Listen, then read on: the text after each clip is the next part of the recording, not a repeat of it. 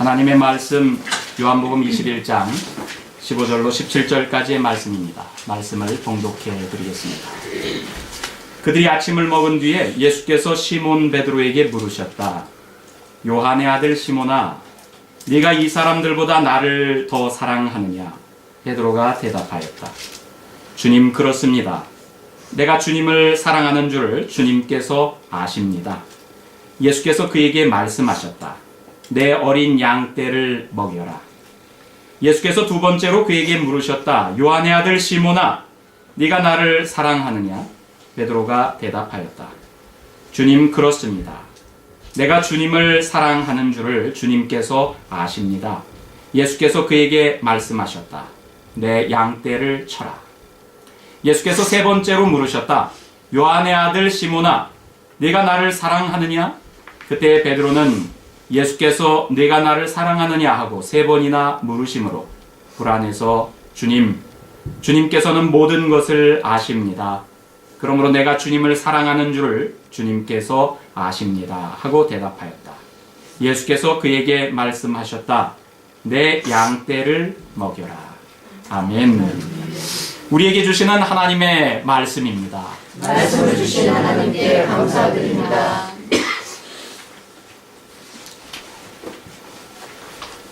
여러분, 우리가 잘 아는 말씀입니다. 그죠? 교회 다니는 사람들, 교회 안 다니는 사람들도 네가 나를 사랑하느냐? 내 양떼를 먹이라, 내 양을 치라, 이런 말씀들을 들어봤을 정도로 사실 우리가 익숙하게 이렇게 아는 말씀입니다. 그리고 요한복음의 가장 마지막 부분에 있는 말씀이죠. 요한복음 21장에 기록되어 있는 말씀입니다. 여러분, 요한복음 21장은요, 지난 한 주 동안 여러분들이 생명의 삶 집에서 이렇게 묵상하신 분들 요한복음 21장도 같이 이렇게 묵상하곤 하셨을 텐데요. 원래 요한복음 21장은 요한복음 전체에서 에필로그와 같은 그런 부분의 책입니다. 여러분, 에필로그가 뭡니까? 후기라고 그러죠? 후기라고 그럽니다. 작가가 책을 이렇게 다 썼는데, 그리고 책을 다 쓴 다음에 그 다음 이야기라든가 책에 이렇게 덧붙이고 싶은 이야기, 그런 것들을 이렇게 에필로그로 해서 기록해서 쓰곤 합니다. 못다한 이야기 같은 거죠. 그리고 그 후에 이러했습니다 라는 이야기들이 주로 이렇게 에필로그에 담겨져 있는데, 가끔 여러분 영화를 보다 보면 그 영화가 실화적인 내용을 담고 있는 영화일 경우에 영화의 스토리가 이렇게 영화 내용상 다 끝났습니다. 그런데 그 다음에는 어떻게 됐을까 궁금할 때 가끔 에필로그로 이렇게 덧붙여서 그 다음 이야기가 주인공은 그래서 뭐 어떻게 살았고 주인공을 이렇게 못되게 굴었던 사람은 어떻게 됐고 뭐 그런 이야기들이 자막으로든지 아니면은 또 그 다음 모습을 통해서 이렇게 비춰주는 그런 것들을 종종 이렇게 보지요. 그런 것들을 우리가 에필로그라고 합니다. 요한복음도 에필로그가 있어요. 그게 21장의 이야기입니다. 여러분, 이 이야기를 조금 바꾸어서 생각하면 요한복음은 20장에서 끝난다는 거지요. 여러분, 20장의 요한복음이 끝나는 결론과 같은 부분들을 이렇게 살펴보면 부활하신 예수님께서 그 안식 후 첫날, 부활하신 날 저녁에 제자들이 있는 곳을 이렇게 찾아오십니다. 이 제자들을 찾아오셔가지고 제자들이 그때는 예루살렘에서 이렇게 유대인들을 두려워해서 숨어 있어서 이렇게 지내는데, 그날 저녁에 예수님께서 그 제자들을 방문하셔가지고 제자들에게 평안이 너희에게 있기를 원하노라, 그래서 너희에게 평안을 주노라, 그런 말씀을 이렇게 전해주십니다. 그리고서는 성령 하나님을 이렇게 숨을 불어넣어 주시면서 성령 하나님을 제자들에게 이렇게 줍니다. 마치 여러분 창세기에서 하나님께서 맨 처음 사람을 지으시고 그 코에 생기를 불어넣어 주셨다 할 때 그 숨과 같은 겁니다. 하나님의 숨을 불어넣어 줍니다. 그래서 사람이 이렇게 살아있는 영이 되었습니다 할 때 표현처럼 예수님께서도 두려움 가운데 떨고 있고 숨어있는 제자들에게 찾아가서 평안을 너희에게 전해준다.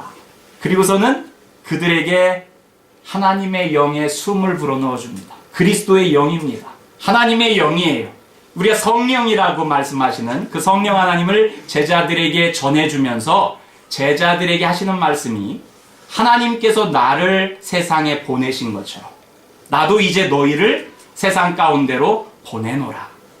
여러분, 이게 요한복음 20장에 사실은 끝맺음 단락에 있는 말씀이에요. 내가 세상에 아버지께로부터 보냄받아 온 것처럼 너희들도 이제 세상으로 보낸다.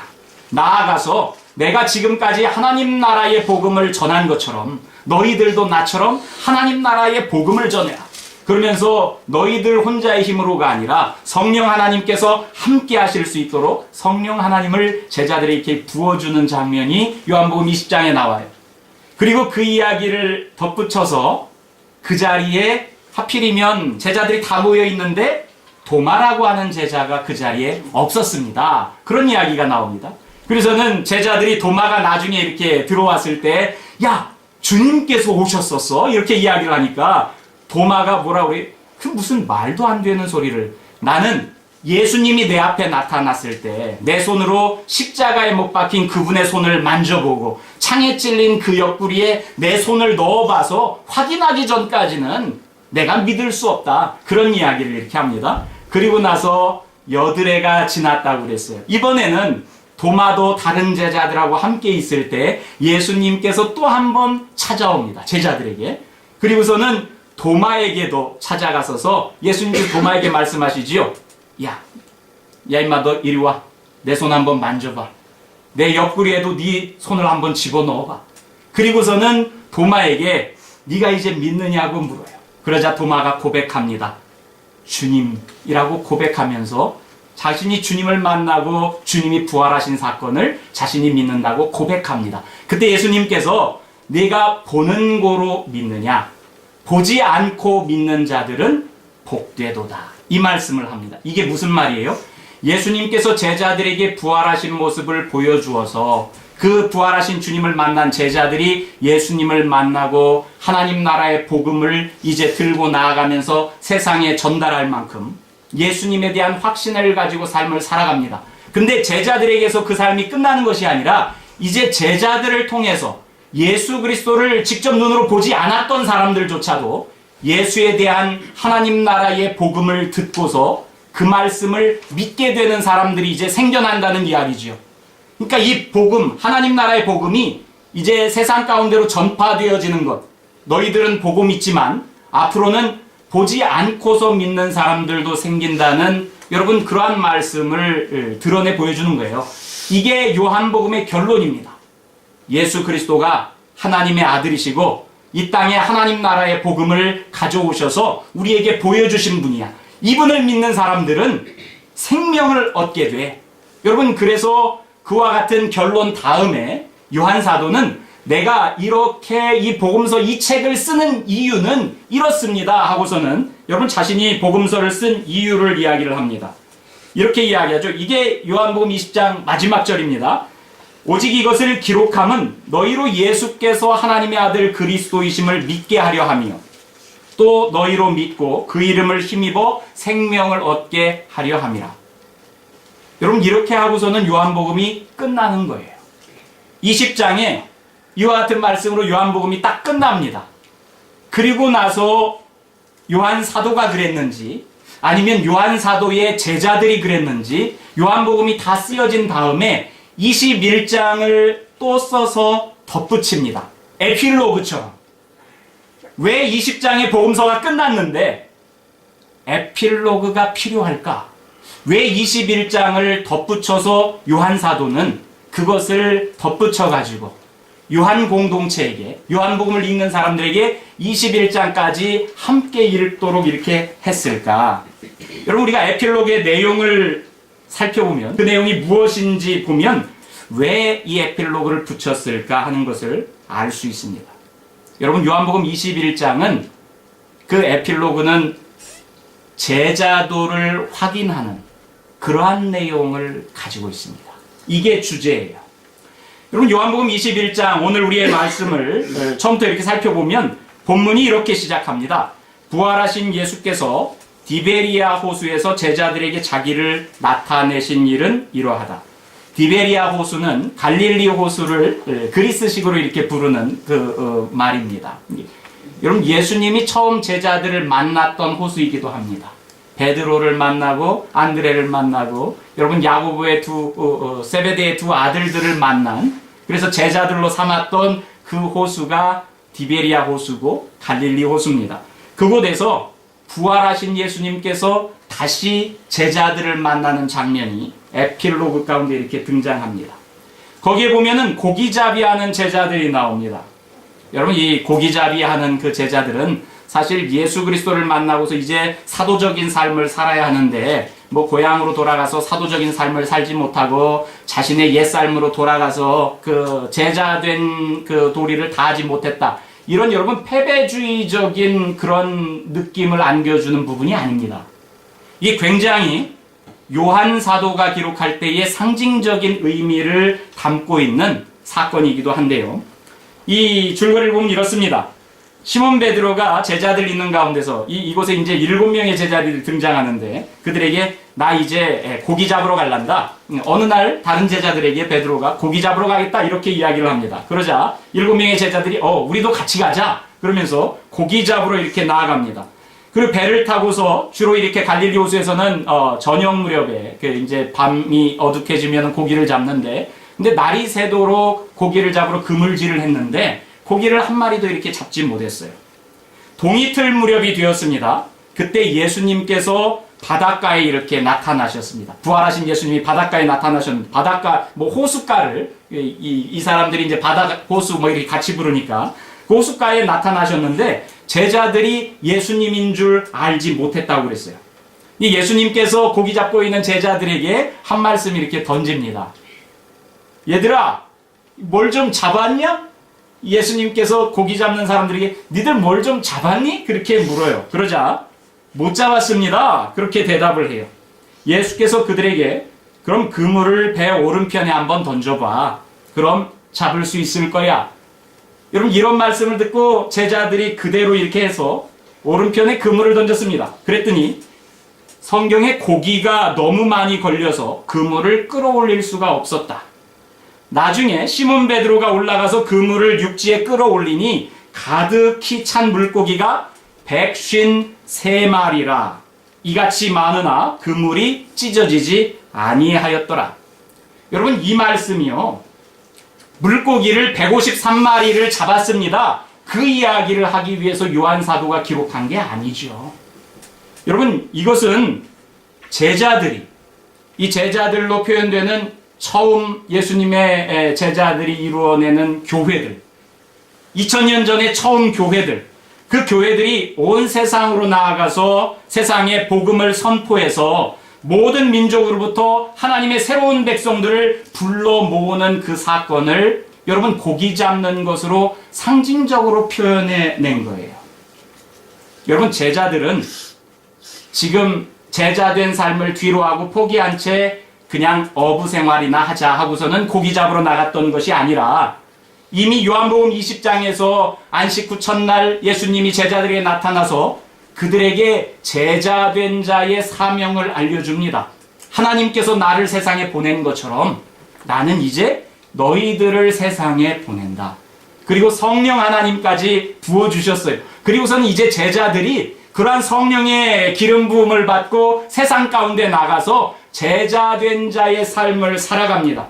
여러분, 세상으로 파송되는 거예요. 이게 교회입니다. 흩어지는 교회, 그렇게 이야기하죠. 여러분, 우리는 교회 그러면은 썬데이에 이와 같이 모여서 하나님께 예배드리는 교회만을 생각합니다. 그러나 여러분, 진정한 교회는 주일에 이렇게 모여서 예배드리는 예배 공동체만이 교회가 아니라 하나님을 만나서 하나님의 영의 기름 부음을 받아서 하나님의 말씀을 가슴속에 담아서 그 말씀을 가지고 우리의 삶의 자리로 나아가서 그 말씀을 세상 가운데 선포하고, 하나님 나라가 가까이 왔습니다. 하나님 나라가 뭐예요? 하나님께서 주인 되시는, 하나님이 다스리는 그 나라. 이 세상에서 인생들마다 자기가 주인이 돼가지고 저마다 자기가 주인인 줄 착각하고 사는 사람들, 그래서 인생이 망가진 사람들, 자기가 주인인 줄 알고 사는데 실상 들여다보면 자기가 주인인 것도 아니라 세상의 시위에 휩쓸려서 남들 사는 대로 쫓아다니면서 살다가 여러분 세상에서 주저앉고 낭망하고 그 가운데 힘겨워하는 사람들에게 하나님 나라를 전해주는, 하나님이 주인인 삶을 당신이 다시 살 수 있길 바라요. 하나님께서 주인일 때 당신의 망가졌던 삶이 회복될 수 있도록, 여러분, 그것을 제자들이 흩어져서 자신의 삶의 지경에서 선포하는 겁니다. 우리의 가정에서, 우리의 가정의 주인이 하나님이 되실 수 있도록 하나님께서 원하시는 가정을 일구기 위해 살아나가고, 우리의 일터에서 일하는 가운데 내가 일하는 이것을 통해서 하나님께서 이 세상에 일하시는 역사가 드러날 수 있도록 그와 같이 애쓰는 일, 여러분, 이게 흩어지는 교회입니다. 예수님은 제자들을 보내면서 흩어지는 교회적인 사명을 감당하도록 보낸 거예요. 그러면서 고기 잡는 이야기가 이어집니다. 고기 잡는 게 세상 가운데서 실패한 인생들을, 여러분, 그 인생들로 하여금 하나님 앞으로 나아오도록 제자들이 모으는 그 일 가운데 나가서 하나님 나라를 전하고 예수 그리스도의 복음을 전하고 그것으로 말미암아 인생들이 새롭게 하나님 앞에 나올 수 있도록 이끌어갔던 일을 요한 사도는 물고기를 제자들이 잡더라. 그런데 자기들 힘으로는 낚지 못했는데 예수님께서 오셔서 그분께서 함께 해주시니까 물고기가 그물이 찢어질 만큼 잡혔는데 세보니까 153마리나 되더라. 이렇게 이야기를 하는 거예요. 여러분, 베드로를 예수님께서 제자로 처음 부르실 때 갈릴리 바닷가를 걸어가시다가 베드로와 안드레가, 여러분, 어부로서 고기 잡는 것을 이렇게 보십니다. 그리고 베드로를 부를 때 예수님께서 하신 말씀이 있습니다. 뭐라고 그러셨습니까? 나를 따라오너라. 내가 너희를 사람을 낚는 어부로 만들겠다. 거기에 대한 대꾸와 같은 거예요. 요한복음 21장에는 이제 사람을 낚는 어부로 세상을 나서는 제자들이 주님 말씀을 의지해서 나가서 하나님 나라의 복음을 전할 때 물고기들이 그렇게 잡혔던 것 같이, 여러분, 초대교회에 이제 하나님께로 나아오는 사람들이 날마다 더해졌더라.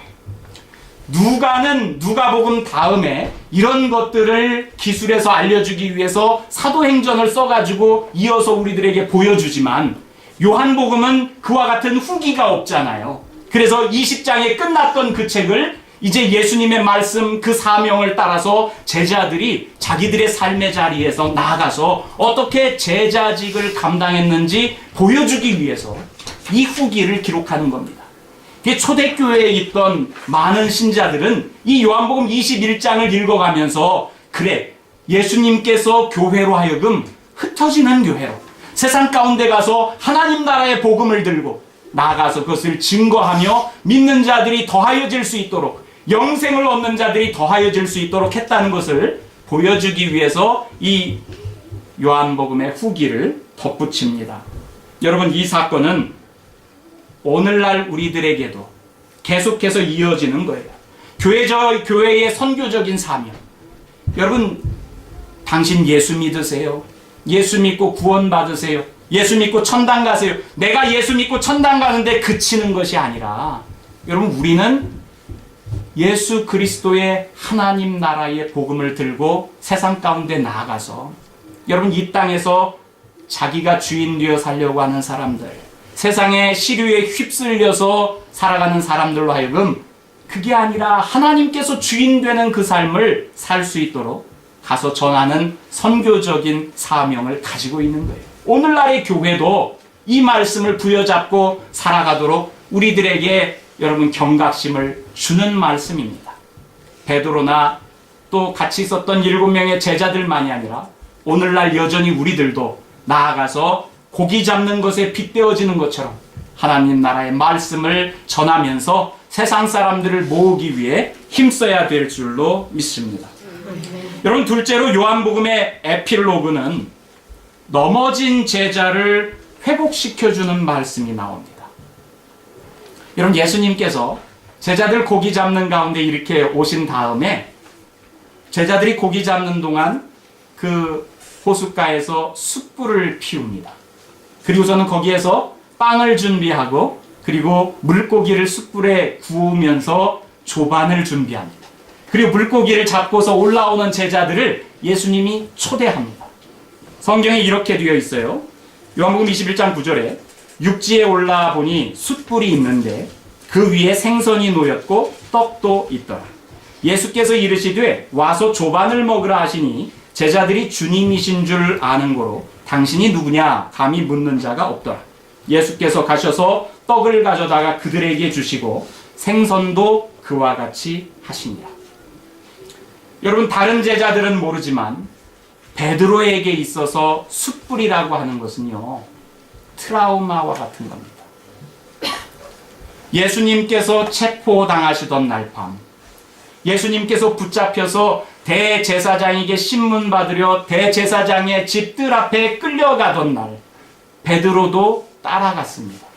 그리고서는 예수님이 신문 받을 때 베드로가 그 대사장 집 안뜰까지 이렇게 들어갔습니다 하고서는 성경에서는 기록해서 보여줍니다. 베드로가 예수님께서 집 안뜰에서 여러분 신문 당할 때 그 곁에 뜰까지 따라와 가지고 했던 일이 뭐냐면, 그날 날씨가 추워서 경비병들이 숯불을 피워놓고 불을 쬐고 있는 자리에 베드로도 나가서 함께 불을 쬐고 있었습니다. 숯불을 쬐고 있었을 때예요. 예수님은 안에서 고초를 당합니다. 신문을 당합니다. 그런데 그 모여서 불 쬐던 사람들에게, 그 가운데 있던 베드로에게 사람들이 물어요. 그 집 하녀도 묻고 3번씩이나 사람들이 다가와서 묻습니다. 당신도 저 사람의 제자 중에 한 사람 아니야? 베드로가 뭐라고 그래요? 아니야. 여러분, 숯불 쬐는 자리에 있어요. 아니, 나는 저 사람을 알지 못해요. 아니, 나는 맹세컨대 저 사람하고 관련이 없어요. 나는 저 사람을 알지 못합니다. 여러분, 3년 동안 예수님을 따라다니면서 몸소 그분에게서 하나님 나라를 배우고 복음을 들어왔던 제자가, 그리고 예수님께서 붙잡히기 전에 당신께서 이제 영광에 이렇게 이를 거야, 십자가에 달려 죽게 될 거야, 그런 말씀하실 때 베드로가 안 됩니다. 그리고 내가 당신을 지키겠습니다. 아니, 제자들 누구라도 다 버릴지라도 주님 저만큼은 주님을 버리지 않겠습니다. 그렇게 장담했던 제자인데, 그리고 여러분, 예수님께로부터 얼마나 자랑스럽게 늘 가시던 데마다 이렇게 데리고 왔던 제자입니까? 베드로, 요한, 야고보, 여러분 안드레, 이 제자들은 예수님께서 가는 곳마다 늘 동행하면서 갔던 제자들이, 변화산의 영광스러운 모습도 다른 제자들은 못 봤는데 이들은 예수님께 나아가서 봤던 제자들이고, 예수님은 주는 그리스도시요 살아계신 하나님의 아들이십니다라는 신앙 고백을 해서 여러분 예수님께로부터 천국의 열쇠를 이렇게 위임받기까지 했던 그런 제자 아닙니까? 그런데 그런 제자가 나 저 사람 모릅니다. 어디에서요? 제사장 집들 안에 숯불 피워놓고 사람들이 숯불을 쬐던 자리에. 여러분 한번 생각해 보세요. 베드로는요, 그 다음에 어디 숯불 피워놓고 사람들이 그 자리에 모여서 불 쬐고 있을 때마다 어쩌면은 그 사건이 떠올랐을지도 몰라요. 이러고서도 내가 제자인가? 내가 주님께로부터 교회적인 사명을 안고 세상 가운데 나가서 하나님 나라의 복음을 전할 수 있는 자격이 있을까? 여러분, 스스로에 대한 자괴감도 들고요, 한없이 초라한 자신의 모습이 계속해서 연상되어지고요, 어쩌면은 그래서 숯불 피워진 자리면은 일부러 피하고 그 다음부터는 가지 않고 추운 곳에 이렇게 머물러 있었을지도 몰라요. 그런데 예수님께서 숯불을 피워 놓으시고 제자를 불러요. 그리고 그곳에서 아침을 줍니다. 여러분, 넘어진 자리, 바로 그 자리에서 다시 딛고 일어설 수 있도록 하는 거죠. 베드로에게 있어서 트라우마와 같은 사건이 기억되는 그 모습을 예수님께서 마치 연상시키면서 그 자리를 재현해 주면서 베드로로 하여금 그 트라우마를 극복해 나갈 수 있도록 도와주시는 게 아닌가 싶어요. 나의 연약함이 드러나는 자리가 있습니다. 우리가 삶을 살아가면서 저것만큼은 내가 직면하지 않았으면 하는 부분들이 있을 수도 있고요, 내게 있어서 상처와 같은 것이 있을 수도 있고요. 어쩌면 나에게 있어서 쓴뿌리와 같이 정말 나를 이렇게 걸고 넘어지는 그 어떤 요소가 있을지 몰라요. 그것 때문에 걸려 넘어져서 내가 하나님 나라의 기쁨을 가지고 세상 가운데서 살지 못하도록 사단은 나를 올가매고 자꾸만 넘어뜨리고 스스로에 대해서 자괴감을 느끼게 만들고 그러는 때가 있을지 모릅니다. 베드로에게 예수님은 숯불을 피워두시고 나는 못해, 나는 못났어, 이게 내 한계야 하던 그 자리에 다시금 일으켜주세요. 그 자리에서 주님을 새롭게 만나도록 불러주시고 숯불을 직면하게 해주시고 주님과의 새로운 조우를 그 자리에서 맛볼 수 있도록 해줍니다. 여러분, 여러분들에게도 삶의 자리에서 어쩌면 돌아보고 싶지 않은 그런 자리가 있을런지 몰라요. 그러나 주님께서 찾아오셔서 여러분들의 그러한 내면의 모습들을 치유해 줄 수 있길 바랍니다. 하나님을 새롭게 만나고 하나님께서 우리에게 주신 예수 그리스도를 통해 주신 하나님 나라의 복음을 들고 여러분 세상 가운데서 그 기쁨을 맛보면서 죽은 다음에 가는 천국이 아니라 이 땅에서 살면서도 나로 하여금 하나님 나라를 살아갈 수 있는 힘을 얻을 수 있도록 우리의 쓰디쓴 자리, 아픔의 자리, 그것마저도 딛고 일어설 수 있도록 그것을 담대히 이렇게 바라보며 넘어설 수 있도록 다가오시는 주님을 여러분들의 삶의 자리에서 다시금 만날 수 있기를 축원합니다. 여러분, 그렇게 숯불의 자리에서 베드로에게 아침을 주셨던 예수님은 베드로에게 이제 새로운 제자된 자의 다짐의 기회를 줍니다. 그게 오늘 예수님께서 묻는 질문이지요. 시몬의 아들, 요한의 아들 시몬아, 네가 다른 사람들보다 나를 더 사랑하느냐? 주님께서 묻습니다. 여러분, 요한의 아들 시몬이 대답합니다. 주님, 그렇습니다. 내가 주님을 사랑하는 줄을 주님께서 아십니다. 예수님이 말씀합니다. 내 어린 양떼를 먹여라. 두 번째로 예수님이 물으십니다. 요한의 아들 시몬아, 네가 나를 사랑하느냐? 주님, 그렇습니다. 내가 주님을 사랑하는 줄을 주님께서 아십니다. 내 양떼를 쳐라. 세 번째로 물으십니다. 요한의 아들 시몬아, 네가 나를 사랑하느냐? 베드로와 그 말씀을 들으면서 세 번이나 주님께서 묻는 그 물음에 불안해서 주님께서는 모든 것을 아십니다. 그러므로 내가 주님을 사랑하는 줄을 주님께서 아십니다. 예수께서 말씀하십니다. 내 양떼를 먹여라. 여러분, 예수님이 베드로에게 물었던 그 질문, 세 차례의 질문은 다 같은 겁니다. 더러 헬라어로 성경을 읽어가면서 여기에 예수님께서 질문할 때 아가페라는 말이 사용되고 사랑한다는 또 다른 개념인 필레가 사용되고 그런 말씀을 하는데, 여러분, 그것은 요한복음에 대한 맥락을 모르고 그냥 문자를 가지고 이야기할 때의 이야기지, 네가 나를 사랑하느냐? 예수님께서 던지는 그 질문의 물음의 맥락이 세 가지가 다 같아요. 내가 주님을 사랑합니다. 베드로가 그것을 고백하고 그 고백이 있을 때마다 예수님께서는 내 양을 먹여라. 어린 양떼든 내 양이든 다 같은 말입니다. 이제 내가 너에게 위임해주는 세상에 있는 하나님의 모든 피조물들을 네가 하나님의 말씀으로 먹여라. 그들에게 말씀의 꼴을 주어라. 그들에게 하나님 나라를 선포해주고 복음을 알려주어라. 그들로 하여금 내 양이 되도록 해라. 예수님에 속한 그 우리의 양들이 있는데 그 우리에 속하지 않은 다른 양들에게 이 말씀을 가서 전해주고 내 양이 되도록 그들을 내가 목자된 심령으로 돌보고 이끌어와라. 그런 말씀이지요. 여러분, 여기서 예수님께서 숯불을 피워놓고 베드로에게 아침을 주시고 그리고 나서 이 세 차례 던지는 질문, 여러분, 베드로로 하여금 전에 숯불 있던 자리에서 세 차례나 나는 저 사람과 상관이 없어요, 나는 저분을 몰라요, 그렇게 이야기했던 것을 다시 직면해서 그것을 극복하고, 여러분 똑같은 질문을 던져주는 거지요. 실패했다고 생각한 제자에게, 삶의 자리에 주저앉아 있던 그 제자에게 그를 다시 일으켜 주시는 말씀이에요. 여러분, 요한복음 21장 에필로그에 이 말씀이 있는 게 저는 참 은혜롭고 감사하다고 이렇게 생각이 됩니다.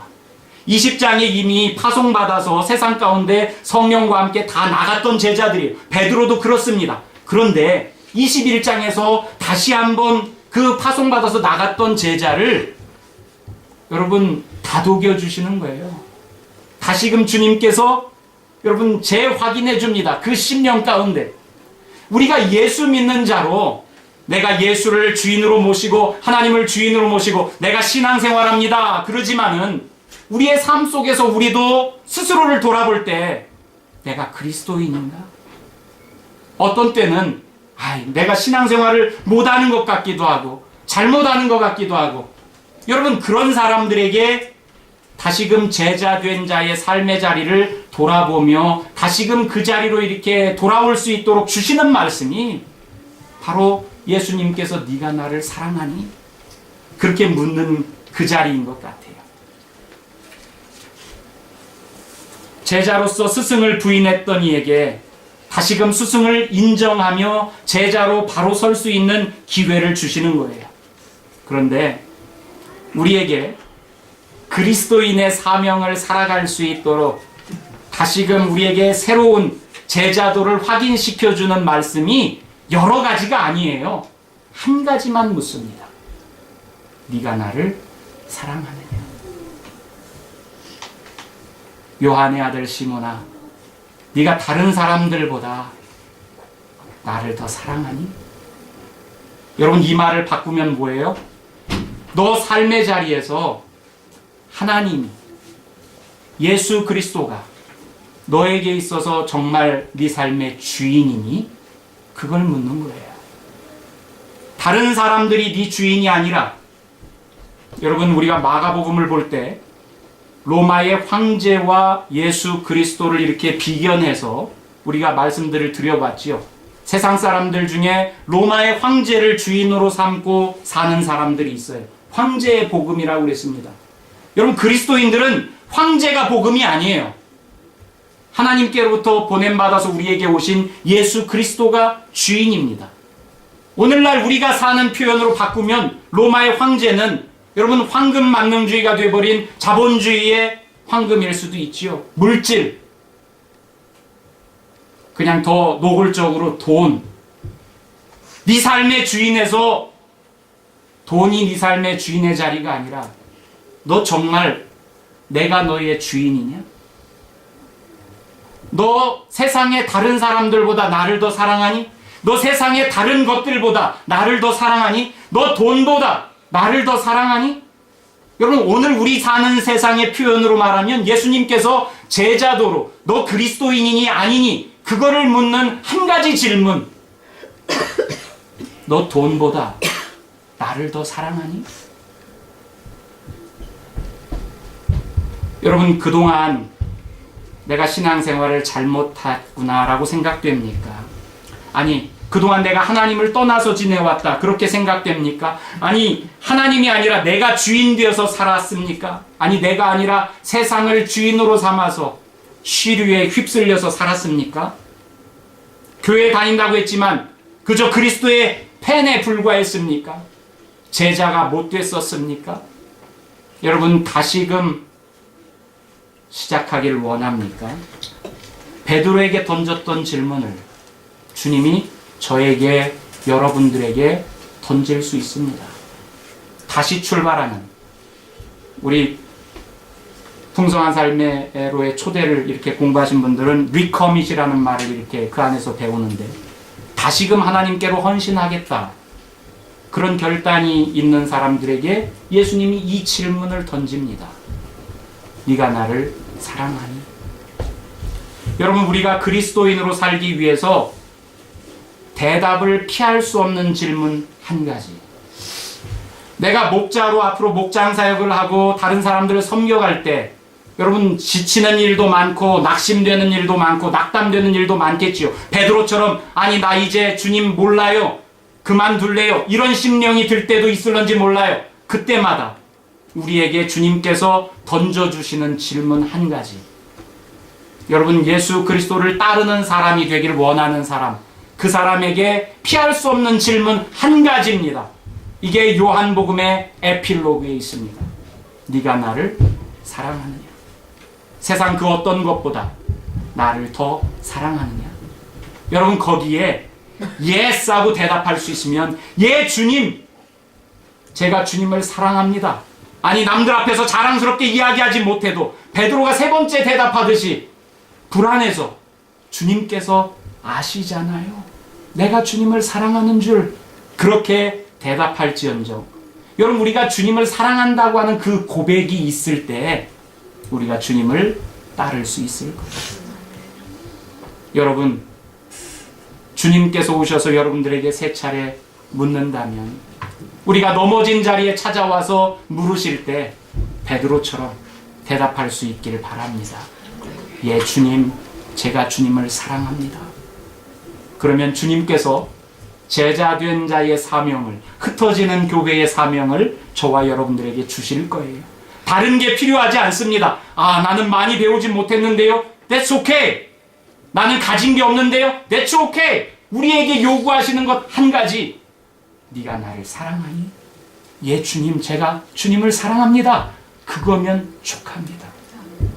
여러분 주님을 사랑하는 그 마음으로 오늘날 이 시대에 선교적인 사명을 감당하는 교회 공동체로 저와 여러분들이 함께 나아갈 수 있게 되기를 주님의 이름으로 축원합니다. 하나님 감사합니다. 베드로에게 던졌던 그 질문, 내가 나를 사랑하느냐? 그 질문이 오늘 우리에게 주어질 때 우리가 담대히 주님께 대답할 수 있길 원합니다. 그동안 내가 넘어져 있었을지라도 주님께서 나를 일으켜 세워주시기 위해 다시 찾아오셔서 물어주실 때 우리가 주님께 대답하며 그분과 함께 일어설 수 있기를 원합니다. 이제까지 넘어져서 주저앉았던 영혼들이 있거든. 하나님 오늘 이 시간 찾아오시어서 다시금 일으켜 주시고 주님 앞에 사랑한다고 고백하며 제자로서 설 수 있도록 주께서 인도하여 주옵소서. 감사드리며 예수님 이름으로 기도드립니다. 아멘.